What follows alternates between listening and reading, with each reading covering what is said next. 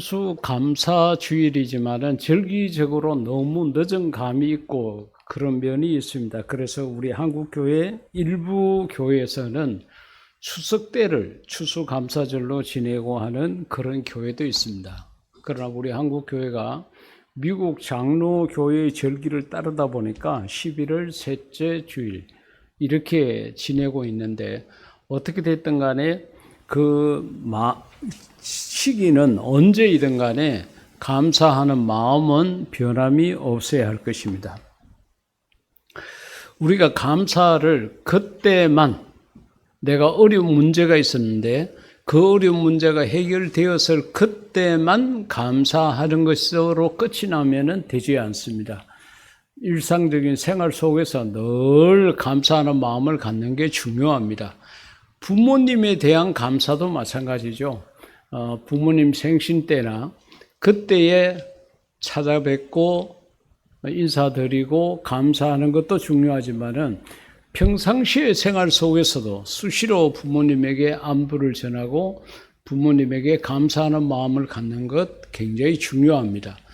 우리가 이런 절기가 있을 때에 그저 감사하는 것으로 헌금을 조금 평상시보다 더 하는 것으로 끝을 낸다 그러면은 이것은 하나님 앞에 올바른 것이 되지 않습니다. 1년 365일 언제든지 하나님 앞에 꾸준히 감사하는 마음을 갖는 것이 중요한데, 여러분들이 이 절기가 지나더라도 변함없이 하나님 앞에 감사하는 그런 우리 모두가 될 수 있기를 주의 이름으로 부탁을 드립니다. 이제 조금 있으면은 이제 불조심 강조 기간이다, 이렇게 또 홍보가 되고 불조심에 대해서 강조하는 기간이라고 이제 시작을 할 겁니다. 그런데 화제라는 것이 그 기간만 지나고 난 다음에 그럼 불조심 안 해도 되느냐? 그렇지 않죠. 일상적인 생활 속에서 늘 불조심을 해야 할 것입니다. 그것하고 똑같습니다. 그러면 우리 성도가 어떻게 하나님 앞에 감사하며 살아야 할 것인가? 그것은 하나님께서 우리에게 부탁하신 가장 큰 일, 그것을 행하며 산다 그러면은 그것이 가장 하나님 앞에 감사하며 사는 것일 것입니다. 오늘 이 본문에 있는 말씀은 한 서기관이 예수님을 찾아와서, 다른 번역된 성경 가운데 보면 율법사라고 되어 있습니다. 율법사라는 것은 그 하나님의 말씀을 옮겨 쓰는 사람, 그러니까 인쇄술이 발달이 되지 않았기 때문에 손으로 일일이 옮겨 써야 됩니다. 그 율법이라는 것은 구약 성경의 5권, 창출, 레위신, 창세기로부터 신명기까지 5권을 율법이에요. 토라라고 그렇게 하고, 그것이 이 유대인들에게는 하나의 삶의 지침이 되었습니다. 그렇기 때문에 율법대로 사느냐 살지 않느냐 하는 것은 굉장히 그 당시에 중요한 문제였고, 율법을 어기게 되면 때로는 돌에 맞아 죽기까지 하는 그런 상황도 있었습니다. 그런데 그 율법을 옮겨서는 사람이니까 얼마나 율법에 대해서 잘 알겠습니까? 많은 사람들이 있는 곳에 예수님이 계시니까 그가 예수님에게 가서 물었습니다. 선생님이요, 어느 계명이 가장 크니까 물었습니다. 그것은 몰라서 묻는 것이 아니라 자기 자신이 얼마만큼 잘 알고 있는지를 예수님보다 오히려 우월하다는 것을 나타내기 위해서 예수님에게 물었던 것입니다. 거기에 대해서 예수님의 답이 오늘 본문에 있는 말씀입니다. 제일 먼저 20절에 보면은 하나님 사랑에 대해서 말씀을 했습니다. 내 마음을 다하고 힘을 다하고 목숨을 다하고 뜻을 다하여 주 너희 하나님을 사랑하라. 이것이 첫째 되는 계명이라고 그와 같이 이야기를 했습니다. 율법이 정말로 많은데 수백 가지가 되는데 그 가운데 가장 큰 것이 바로 하나님을 사랑하는 것이다. 그럼 어떻게 하나님을 사랑해야 되느냐? 다 하라고 그러죠. 힘을 다하고 목숨을 다하고 뜻을 다하고 이렇게 해서 주 너희 하나님을 사랑하라. 그같이 이야기했습니다. 우리가 이 세상을 살아가면서 가장 사랑해야 될 것은 하나님을 사랑하는 일입니다. 하나님보다 더 사랑하는 것이 있다 그러면 그것이 우상입니다.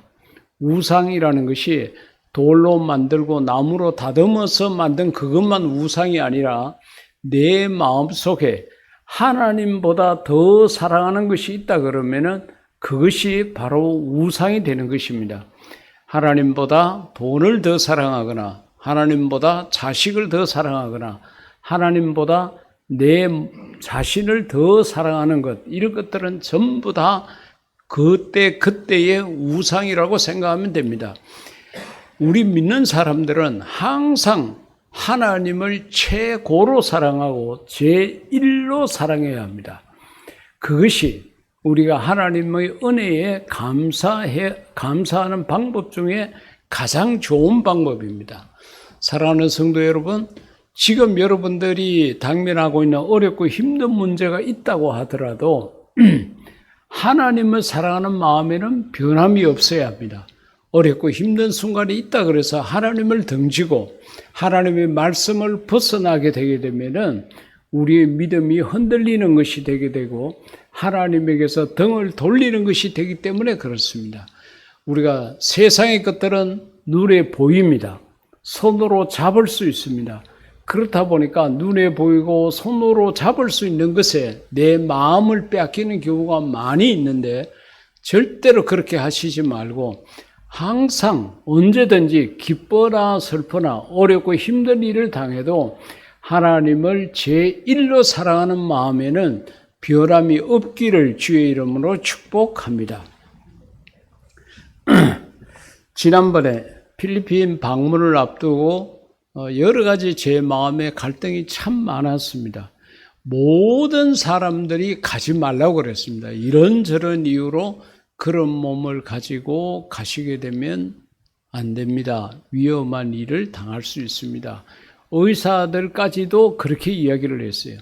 근데 그때 하나님께서 제게 주신 마음이 어떤 마음인가 하면은 너가 선교한다고 그러는데 얼마나 선교하는지 한번 보자. 너 몸이 그렇게 병들어도 정말 선교를 하는지 한번 보겠다. 하나님께서 그렇게 말씀하시는 것 같아요.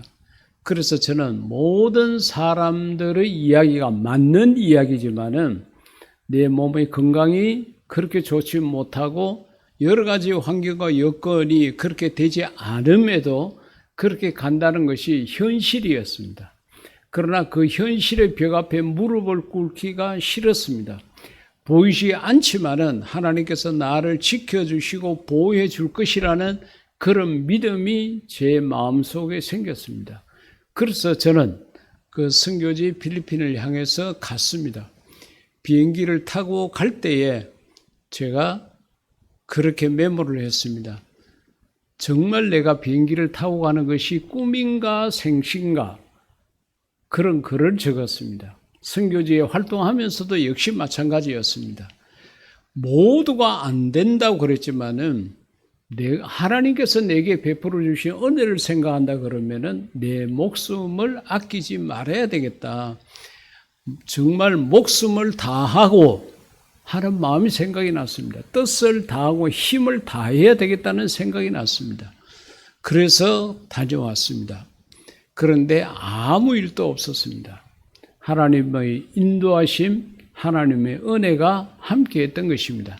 만약에 제가 여러 사람들의 이야기를 듣고 현실의 벽 앞에 무릎을 꿇고 선교지를 가지 않았다 그러면은 나는 하나님을 사랑하는 것이 아니었다는 자책감이 내 마음속에 평생 있었을 것 같습니다. 마음을 다하지 못했고 뜻을 다하지 못했고 목숨을 다하지 못하는 그런 부족한 모습이 항상 내 신앙의 양심에 끓이끼고 그것이 내게 무거운 죄책감으로 와 있었을 것 같다는 생각이 들었습니다. 그래서 이제는 병든 내 몸이라도 하나님을 위해서는 아낌없이 드려야 되겠다. 하나님께서 원하시는 일, 하나님께서 기뻐하시는 일, 예수님의 이름을 증거하는 곳에는 내 모든 것을 다해서 하나님 앞에 헌신해야 되겠다. 내가 아낀다고 그래서 그것이 내 것이 되겠느냐? 아무것도 내 것이 될 게 없다는 거죠. 물질이나 건강이나 목숨이나 이것은 내 마음에 달린 게 아니라 생사화복을 주관하시는 하나님에게 달린 것이라 이렇게 생각이 되었습니다. 사랑하는 성도 여러분, 지금 우리의 마음속에 가져야 될 것은 이만하면 됐다. 내가 이렇게까지 했는데 우리 교회가 이만큼 했는데 하고 주저앉으면 안 됩니다. 악하고 더러운 원수마귀는 계속해서 그런 우리의 믿음을 흔들 것입니다. 할 만큼 했지 않느냐. 더 남들보다도 얼마나 많이 했는데 또 더 하려고 그러냐. 쓸데없는 욕심을 버려라. 현실적으로 살아라. 악하고 더러운 원수마귀는 항상 그렇게 우리를 유혹할 것입니다. 그러나 성도 여러분, 저는 여러분들에게 이 말씀을 통해서 다시 한번 권면합니다. 힘을 다하고 목숨을 다하고 뜻을 다해서 우리 하나님을 사랑하는 그런 저와 여러분, 우리 교회가 될 수 있기를 주의 이름으로 축복합니다. 여호수아 2장 3, 4절 가운데 보면은 한 기생의 이야기가 나옵니다. 기생이라는 것은 예나 지금이나 천대받는 직업이고 사람들이 대수롭지 않게 경솔하게 대하는 사람입니다. 라합이라는 사람이 여리고에서 주막을 운영하는 사람이었습니다. 기생이었습니다. 그런데 그가 정말 목숨을 다해서 하나님을 사랑했던 모습이 기록이 되어져 있습니다. 여호수아가 이제 그 땅, 하나님께서 허락하신 적과 꿀이 흐르는 땅을 들어가기 위해서 정탐꾼을 2명을 보냈습니다. 살몬을 비롯한 또 다른 한 사람 2를 보냈습니다. 2를 보냈는데 그 주막에 들어가자마자 신고가 들어갔습니다. 낯선 사람이 왔고 그렇게 하니까 금방 그것이 왕에게 알려지게 되고 왕은 군졸들을 보내서 이들을 잡아오라고 그랬습니다. 그런데 이 기생 라합이 그 2 사람을 자기 집에 숨겨둔 거예요. 뒤에 보면은 지붕을 열어서 이들을 숨겨줬다고 그랬습니다. 이것은 목숨을 건 행위입니다. 발각되게 되면은 그 자리에서 재판이고 할 것 없이 그 자리에서 목숨을 잃게 되는 그런 위험한 상황이었음에도 불구하고 이 기생 라합은 그 2 정탐꾼을 숨겨주게 되었습니다. 그러자마자 곧 군사들이 이를 잡으러 왔습니다. 그때에 라합이 거짓말을 합니다. 그 사람들이 우리 집에 오기는 왔는데 어디서 왔는지 알지를 못하겠지만은 조금 전에 저 성 바깥에 있는 저 방향으로 갔다고 그와 같이 이야기를 합니다. 그러니까 그 군사들이 금방 잡으러 이렇게 나가고 그들이 나가자마자 성문은 닫힌지라 성경은 그와 같이 이야기를 합니다. 성문이 닫히게 되면은 안에서 나갈 수도 없고 바깥에서 들어올 수도 없는 것입니다. 그렇게 해서 이 2 사람을 다시금 찾아가서 여기 계속적으로 있게 되면은 위험하니까 저 뒷산으로 가서 사흘 정도 숨어 있다가 그 다음에 너희가 갈 길을 찾아가거라. 기생 라합이 정탐꾼들에게 그와 같이 이야기를 합니다. 그러면서 기생 라합은 한 가지 부탁을 합니다. 내가 너희들에게 선대를 했으니까, 너희를 숨겨주고 살려주었으니까 너희도 나에게 은혜를 베풀어 달라, 나를 선대해 달라 요청을 합니다. 그 선대의 조건이 뭔가 하면은 너희가 나중에 이 성을 점령하러 왔을 때에 나와 우리 가족들을 구원해 달라고, 지켜 달라고 그와 같이 요청을 하게 됩니다. 그래서 결국은 그 요청대로 이루어지게 되고 다른 모든 사람들은 이스라엘 군에 의해서 다 죽게 되고 도망치게 되고 그렇게 했지만은 라합과 그 가족들은 약속대로 다 살아나는 그러한 일이 있게 되었습니다.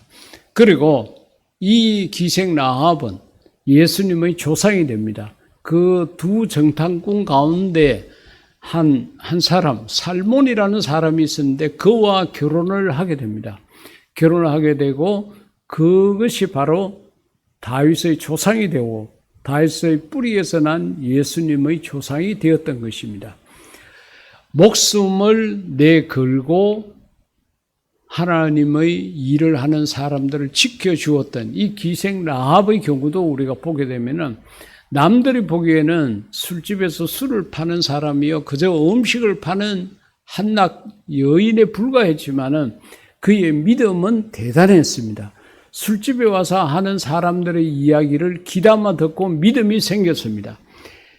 벌써 한 40여 년 전에 그 홍해를 가르고 넘어오고 그리고 수많은 왕들과 싸워서 이기고 이렇게 지금 가나안 땅으로 오고 있는 민족이 있는데 그들이 믿는 사람이 하나님이다. 그 이야기를 술집에서 듣고도 믿음이 생긴 거예요. 그래서 이 두 정탐꾼을 만났을 때 그런 표현을 합니다. 너희가 믿는 하나님은 상천하지의 하나님이라고. 하늘과 땅에 그런 하나님은 계시지 않는다 그러면서 그는 목숨을 걸고 정탐꾼을 지켜주었던 것입니다. 여러분, 우리가 무엇을 듣느냐 하는 것은 굉장히 중요합니다. 들어야 믿음이 생기는 것입니다. 주일날 와서 이렇게 하나님 말씀을 들음으로 말미암아 있는 믿음은 더욱더 성숙하게 되고 없는 믿음은 생기게 되는 것입니다. 하나님의 말씀을 듣고 배우는 일에도 여러분들이 최선을 다할 수 있기를 주의 이름으로 부탁을 드립니다. 그리고 두 번째로는 하나님 사랑으로 끝나지 않고 이웃을 사랑하라고 그럽니다. 31절에 보면은 둘째는 이것이니 내 이웃을 내 자신과 같이 사랑하라 하신 것이라 이보다 더 큰 계명이 없느니라 그와 같이 이야기를 했습니다. 여러분, 우리 한국 교인들이 여러 가지 모양으로 신앙생활을 한다고 하면서 안타까운 것 가운데 하나가 교회 와서 찬송도 열심히 하고 헌금도 열심히 하고 봉사도 열심히 하는데 하나의 문제점이 뭔가 하면 이웃에 대해서 사랑이 별로 없어요. 이웃을 사랑하는 마음이 없습니다. 심지어는 교인들끼리도 서로 다투고 시기하고 질투하고 하는 그런 모습이 있습니다. 사랑하는 마음이 없어요. 사랑을 하라고 내 몸처럼 너가 배고프면 그들도 배고픈 줄 알고 너가 추우면 그들도 추운 줄 알라는 그 이야기입니다. 내 사는 데 지장이 없고 내 먹는 데 지장이 없다고 그래서 나는 걱정이 없다 이렇게 살아가는 것은 그리스도인의 모습이 아니라는 것입니다. 이 주변에 살고 있는 이웃들이 어떻게 살아가고 있는가를 살펴보고 그들의 필요를 채워주라는 거예요. 목말랐을 때 마실 것을 주고 배고플 때 먹을 것을 주고 헐벗었을 때 입을 것을 주어야 된다는 이야기입니다. 이것은 우리 믿는 사람들이 마땅히 해야 될 일입니다. 그럼에도 불구하고 우리가 그렇게 살지 못하는 모습이 있습니다. 오로지 냅니다. 나 구원받았네? 나 기뻐하겠네? 나 구원받은 데서만 만족하게 생각을 하고 그저 스스로 기뻐하고 그것으로 주저앉는 경우가 너무도 많이 있습니다. 누가복음 10장 33절 이하 말씀 가운데도 보면 어떤 사마리아 사람의 이야기가 나옵니다. 강도를 만나서 길에 쓰러져 있는 사람을 구원해 준 자는 사마리아 사람이었다고 그럽니다. 그리고 그가 필요한 상처에 기름과 포도주를 붓고 자기 짐승에 태워서 주막으로 데리고 가서 주막에 부탁을 하는 거죠. 이 사람을 좀 돌봐줘라. 자기가 돈을 얼마 주면서 만약에 돈이 더 들게 되면은 내가 돌아오면서 그 돈을 내가 다 갚을 테니까 어떻게 하든지 이 사람을 도와주라고 그렇게 부탁하는 장면이 나오고 예수님께서 이 사마리아 사람이 행한 일을 너희들도 그렇게 행하라고 이야기를 하시게 됩니다. 절기적으로 우리가 추수감사절을 지내지만 연말이 가까워오고 있습니다. 그러니까 여러 단체에서 이웃을 위한 여러 가지 봉사활동을 많이 하고 있습니다. 며칠 전에 어떤 분이 전화가 왔어요. 무엇을 이야기하는가 하면은 골프 대회를 주관하는 사람인데 우리가 골프 대회에 참석한 사람들에게 얼마의 성금을 거두어 가지고 어려운 아이들을 도우려고 그런다. 그런데 이야기를 들으니까 우리 골프장에서도 청소년 아침 무료 급식센터를 돕는다는 이야기를 들었는데 도우려고 그러는데 어떤 방법이 좋겠느냐 이렇게 물어왔어요. 제가 그 전화를 받고 난 다음에 우리가 어떻게 보면은 팔자가 좋아가지고 저렇게 골프만 치러 다니나 이렇게 생각할 수 있는데 근데 그들도 연말이 되니까 이웃을 돌보고자 하는 마음이 생겼다는 거죠. 오늘 오후에 오기로 했지만은 우리 저 옥산 교회 서부 1지구에 있습니다. 청구 아파트 입구 맞은편에 있는 교회인데 고신척 교회로 알고 있는데 작년에도 추수감사절 행사를 하면서 쌀을 갖고 우리 급식센터에 후원을 했습니다. 근데 새로 오셨다는 목사님이 전화가 왔어요. 전화가 와서 작년에도 우리가 그렇게 했는데 올해도 청소년 아침 무료급식센터에 쌀을 갖고 가려고 그런다. 언제 가면 되겠느냐. 그렇게 말씀하셔가지고 오늘 오후 2시 이후에 연락을 주시고 오시라고 그랬습니다. 그렇죠? 교회가 그런 모습이 있어야 된다는 거죠. 이웃을 생각하는 마음. 그 골프를 치는 사람들도 그런 마음을 가지고 있고 여러 단체라고 생긴 모든 단체에서는 이런저런 모양으로 기부를 합니다. 어려운 사람들을 도와달라고 그렇게 하는데 우리 교회가 이런 모습을 갖지 않는다 그러면은 예수님께서 오늘 이웃을 사랑하라고 말씀하신 이 말씀 앞에 우리는 부끄러운 모습을 갖는 게 되는 것입니다. 여러분, 우리가 낸 헌금이니까 우리가 쓰면 된다는 이런 생각을 하시지 말고 우리 주변에 더 어렵고 힘든 사람들을 생각하는 그런 넉넉한 마음들이 우리 모두의 마음속에 함께 있기를 주의 이름으로 축복합니다. 우리 성도들은 이 땅을 어떻게 살아야 되느냐? 사랑하며 살아야 된다. 고린도전서 13장 우리가 흔히 사랑장이라고 이야기를 하는데 여기에서 바울은 고린도 교인들에게 그같이 이야기합니다. 교회에서 열심히 헌신하느냐? 구제를 열심히 하느냐? 내 몸을 불사르게 내어줄지라도 사랑이 없으면 아무것도 아니라고 그와 같이 이야기를 합니다. 그러면서 결론적으로 믿음, 소망, 사랑 이 세 가지는 항상 있을 것인데 그 중에 제일은 사랑이라고 그와 같이 마무리를 합니다. 우리 예수 믿는 사람의 신분적인 사랑이어야 합니다. 사랑이 있어야 합니다. 내가 세상에 높은 권력을 가지지 못하고 내가 세상에 여러 가지 부유함은 없다고 하더라도 어려운 사람을 돕고자 하는 사랑은 우리 속에 반드시 있어야 합니다. 예수 믿는 사람의 마음속에 사랑이 없다 그러면은 그는 주의 제자가 아닙니다. 왜냐하면 요한이 그와 같이 이야기를 했어요. 우리가 서로 사랑하면 사람들이 우리를 그의 제자인 줄 알리라. 그같이까지 이야기했습니다. 오늘 우리들에게 가장 부족한 것이 사랑입니다.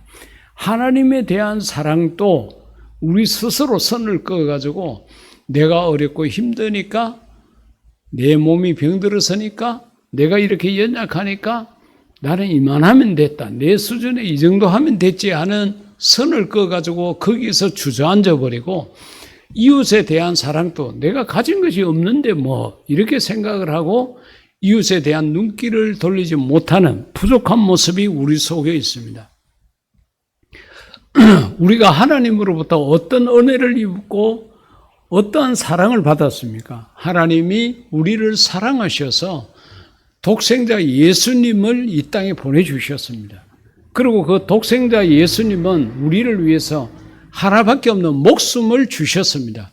그 큰 사랑을 우리가 입은 겁니다. 이 사랑을 입은 자답게 우리가 살아가면 좋겠습니다. 이 추수감사주일 이것으로 감사는 끝났다고 생각하시지 말고 항상 우리의 마음속에 하나님에 대한 사랑, 이웃에 대한 사랑을 가져가지고 정말 사랑이 넘치는 우리가 되고 사랑이 넘치는 교회, 사랑이 넘치는 공동체가 되어서 사람들로부터 칭송을 받고 하나님으로부터도 인정받을 수 있는 우리 모두가 될 수 있기를 주의 이름으로 축복합니다. 이 시간 우리 다 같이 기도할 때 하나님 내 마음의 사랑이 더 커지게 해달라고, 하나님을 향한, 이웃을 향한 내 사랑이 시간이 갈수록 더 커지게 해달라고 우리 다 같이 우리 자신을 위해서 기도하시겠습니다.